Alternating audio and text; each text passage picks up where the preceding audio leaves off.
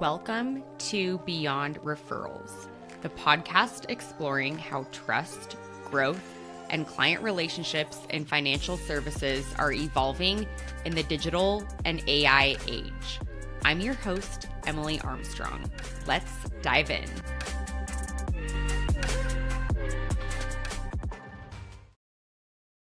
Hey, everybody. Welcome back to Beyond Referrals. And today you just have yours truly, me. Before I get into today's episode, I just want to say that I am so grateful for all the amazing guests that have come on the show. And I just had a call with a client who reminded me that he listens to my podcast and referenced specific episodes, specific guests, things he's learned, and it was such a gift to me. And so if you have been a fan of this podcast, I would ask, and if there's a guest who really stood out to you and you got value from them, shoot them a LinkedIn DM. Just say, hey, listen to your episode on Beyond Referrals. Loved it. I think that kind of encouragement for creators just doesn't happen enough. And so that's just on my mind right now. Okay.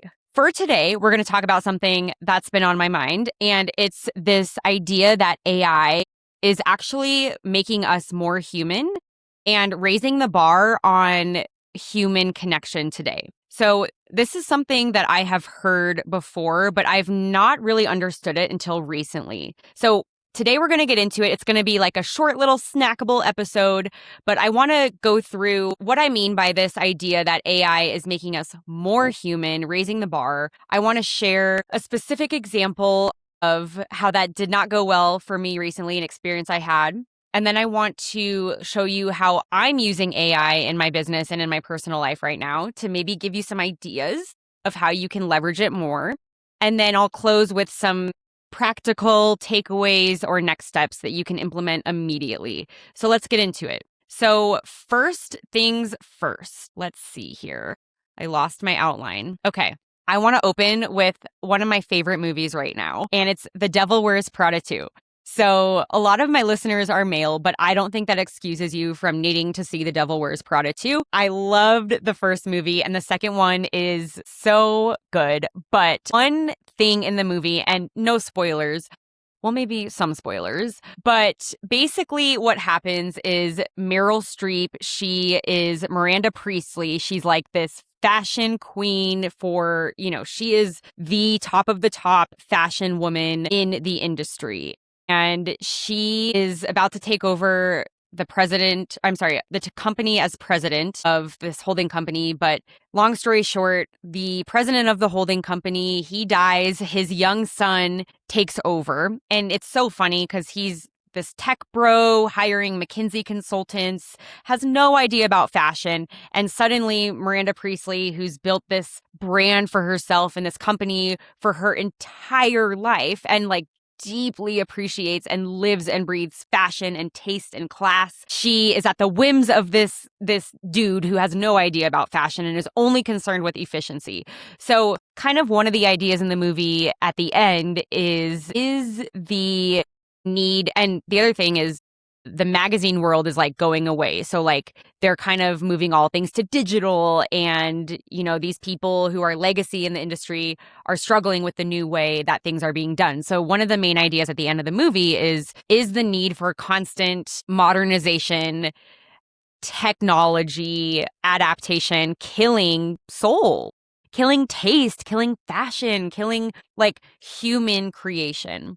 And honestly, I sat with that for a while after watching the movie, and it caused me to reflect in my own life. And so that is the lens of which we're going to really take today's episode, because after I watched The Devil Wears Prada 2, it was my third time watching it. So I saw it in the theater, but I watched it again a couple weeks ago. And it really got me thinking about this idea of AI and humanity and is AI raising the bar for our humanity? So let me first tell you how I'm using it personally and really what that's allowing me to do right now. So you probably know this about me, but I, run my business. I run this podcast.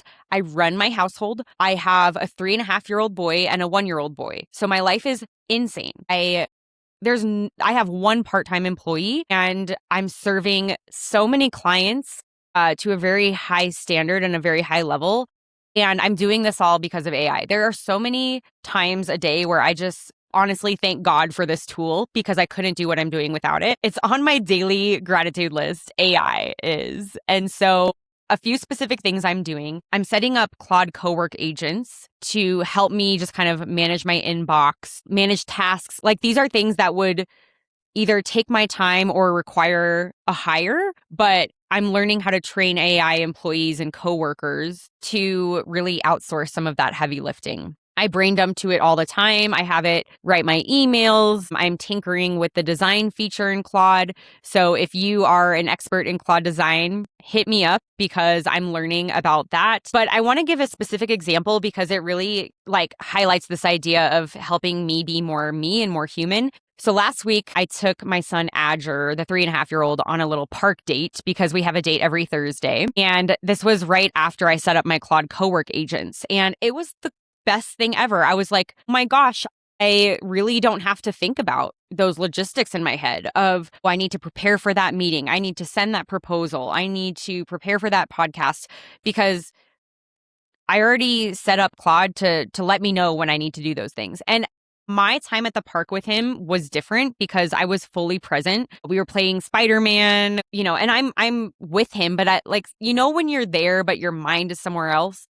This was really a great experience because I was there at the park with him, but my mind was there too. And I just felt really happy, knowing that I didn't have to have that mental load with me in that moment. And so, heck, if I can use technology to help me be a better and more present mom, get in his little world of, he's obsessed with Spider-Man right now. So I'm definitely in my Spider-Mom era, then that's a win. But I also made a commitment to dedicate 30 minutes a day. It doesn't happen every single day between other things I'm doing in my downtime in the business, but consistent rhythms throughout my week to learn new AI skills. And what's so cool is you can use AI to ask you to help learn AI. So if you don't know where to start, you can say, hey, I want to learn more AI skills. These are the areas in my business that I think you could help me. Give me ideas. I love that about AI because you don't need to know everything. You can literally ask it how to help you and how to learn AI. So I found some good resources on this. There's really good, companies and creators that can help you learn AI, but I would honestly put that on your priority list. If you have been someone who has not really taken it seriously, or you're still in the tinkering phase, or you're only using chat and you haven't really set up more of the automations, I think this is a good time to really learn it because if you don't do it, you're not going to learn it. And so spend some time this week, block your calendar, learn some new AI skills, and make sure you're doing that on a consistent basis. Okay, I want to tell you about an experience that I had that really, again, cemented this idea from the Devil Wears Prada about AI and technology and the human connection and the human soul. So I had a call with, an industry person, an industry adjacent person to me. I'm going to get a sip of water, who, we were just talking about our businesses and, exploring some collaboration ideas. And let me tell you, when you get on a call or you go to happy hour or coffee with a friend or something, and they ask you 0 questions about yourself or your business or your family, and you're just like, how did I spend an hour with that person and they didn't ask me a single thing about myself? I find that to be kind of disappointing and kind of I don't know, that didn't feel very good. You know what I mean? So anyways, back to this call with this person. He doesn't show any interest in me or my business or try to make a connection or try to have curiosity. He kind of brags about how wealthy his clients are and how busy he is and how important he is. And I left the call kind of going I don't feel like I made a connection with that person. And then his assistant followed up with me. So-and-so enjoyed meeting you. And I was kind of I don't know if I enjoyed that conversation. And it was such a light bulb to me though, because I think and I want to be delicate with how I say this, when we get successful and busy, we think that this idea of scarcity creates more interest or more curiosity. And that's true to a point. You can't access the top guy at the firm. There's gatekeepers, there's assistants. But honestly, I think that could be detrimental sometimes, especially in a relationship first business world that we are in. In our business, your relationship is the thing. that people are buying. They're not buying like your wealth management service. They're buying you and the relationship. And so I just want to put that perspective out there where, yes, you can have assistants managing your calendar.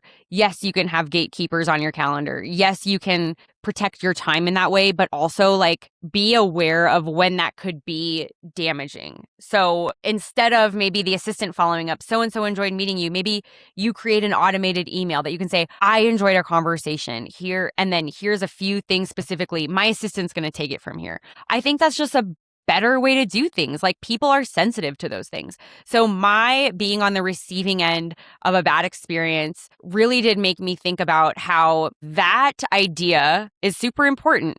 And you like the bar is higher now. The bar is higher and those extra touches actually go a longer way. So I think that feels like an opportunity right now where if you can go above and beyond to create that human touch, that will actually speak more volumes than maybe it did in the past when that's just what people did. That was what was expected all the time. Okay, so now I want to move into some ideas for like this new standard with that in mind. So I had already said this idea of like the bar is higher for human connection. There's an opportunity there, but something I've been doing is sending handwritten notes. So for every single podcast guest that comes on, I am mailing them a handwritten note in my writing, in my little stationery, and with a stamp and addressed to them. And I'm telling you, that has visibly and like practically strengthened relationships so much because these people, like, we just don't get handwritten notes anymore. And it sends such a good message. It goes above and beyond. And it's such a simple thing to do. It's practically free. Like take 5 minutes, literally go to the post office, buy some stamps and have them at your desk, buy some stationery and have handwritten notes ready to go because the opportunities are there. When I get a referral, handwritten note. When I get a podcast guest, handwritten note. And that has super built relationships for me. The other thing that my podcast guests have taught me is the importance of you adding in your own perspective and your own point of view in your content. So this was amazing. I literally thought LinkedIn was broken a couple weeks ago because I logged in and I saw a video that I posted because honestly, I just took the advice of my podcast experts and my podcast guests, and they're telling me these things about educational content is out, personalized, opinionated, authentic content is in. And so I've been leaning into that heavily in my own content strategy. And like for real, I thought LinkedIn was broken because so my typical posts average around like a few hundred to a few thousand impressions. The most I had gotten was like maybe 3,000 impressions. And I was like, whoa, that's huge. But this one video I did was called My Hot Take on Work-Life Balance because it was like an opinion that I had that I felt it's strong for me. It's maybe different than what's out there. It's contrarian and it's unique to me. And I posted that on LinkedIn, over 100,000 impressions. And it kept going up and up and up. It was at 80 and then it was at 90 like an hour later. And now it's at 100 and it's kind of stalled at 100. But that's insane. And it was a good lesson for me of, okay, like people actually care about what you have to say.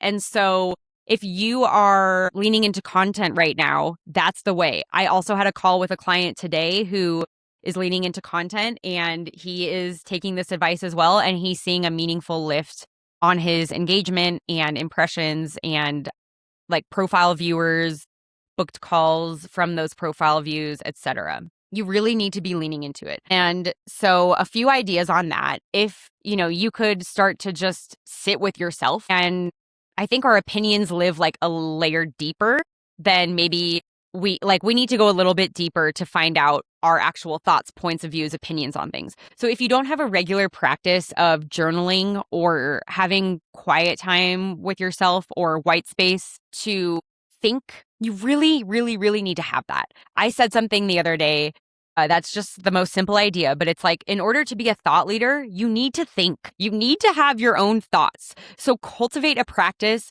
of getting your thoughts on paper, and that becomes your content. And I'm telling you, you will see a meaningful difference in the engagement from that content.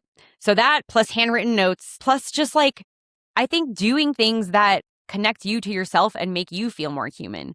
So literally yesterday during nap, I made these necklaces, if you're watching, and like, they're so cool. And I love them even more because I made them. My hands made them. I started gardening more seriously this summer. I'm an aspiring gardener, but I grow my own flowers and I'm looking at them in my backyard right now. And like, I appreciate my flowers so much. I always appreciate a flower, but like the ones that I grew that I spent months watering from a tiny little seed. Oh my gosh. And that kind of thing is really connecting me to something deeper. And so if you don't have things that you do just for yourself, not for social media, not for your business, but just for you that ground you and make you feel like yourself, find those things, because I'm saying the world is a lot. We're constantly dealing with noise and inputs. And, you know, I am very, very, very ruthless about those things, but I still struggle with how the world is and how much noise and information comes at me every day and how I need to really do more thinking about what I believe. And so do the things that make you feel human. You deserve it because you're you, because I believe God made all people and you're more than a machine. And so all that to say, I'll wrap this episode up. I am grateful for these machines that are allowing me to be more human. I'm grateful for how it's improving my business, improving my relationships. And if you see this as an opportunity to lean into AI, learn it, integrate it into your business and your life, and to really focus more on those intentional human moves, I think you're going to feel this meaningful shift as well. So share this with a friend if you guys have had a recent conversation about AI making you more human, or if you've kind of tinkered with this idea, but I'm grateful for it. And share with me in a comment or in a LinkedIn DM about any examples or stories that you have as well. I love hearing from you. Thanks again for being a listener of this podcast. And I hope that this episode was helpful or inspiring to you in any way. We'll talk to you next time.